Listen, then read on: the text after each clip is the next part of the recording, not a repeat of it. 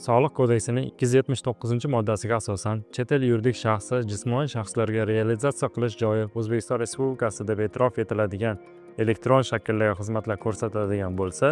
mazkur chet el yuridik shaxslar tomonidan soliq organiga hisobga qo'yish to'g'risidagi ariza elektron shaklda xizmatlar ko'rsatish boshlangan kundan e'tiboran 30 kalendar kundan kechiktirmay berilishi lozim. O'zbekiston Respublikasi Vazirlar Mahkamasining 2022-yil 2-apreldagi 150 son qarori 3-ilovasida jismoniy shaxslarga O'zbekiston Respublikasi hududida realizatsiya qilish joyi deb e'tirof etiladigan elektron shaklda xizmatlarni ko'rsatuvchi chet el yuridik shaxslarni davlat soliq xizmati organlarida hisobga qo'yish bo'yicha davlat xizmatini ko'rsatish ma'muriy reglamenti belgilab o'tilgan.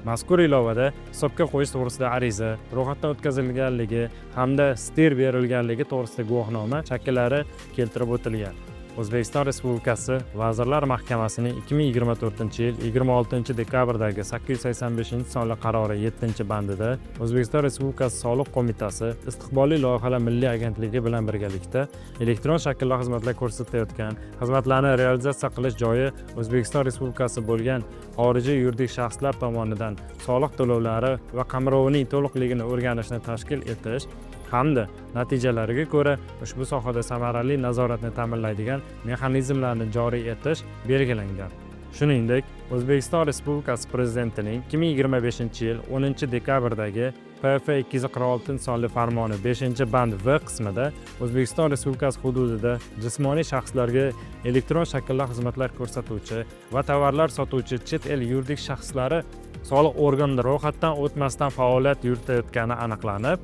ro'yxatdan o'tish to'g'risida xabarnoma yuborilgandan keyin 30 kun ichida ro'yxatdan o'tmagan taqdirda ushbu yuridik shaxslarning O'zbekistondagi faoliyati cheklanishi ta'kidlab o'tilgan. Mazkur farmon bandiga asosan soliq organi tomonidan soliq organida ro'yxatdan o'tmasdan faoliyat yuritayotgan chet el yuridik shaxslariga ro'yxatdan o'tish to'g'risida xabarnoma yuboriladi. Xabarnoma yuborilgandan keyin 30 kun ichida xorijiy yuridik shaxs ro'yxatdan o'tmagan taqdirda uning faoliyatini respublika hududida cheklash borasida soliq organi tomonidan vakolatli organga ma'lumot taqdim etiladi.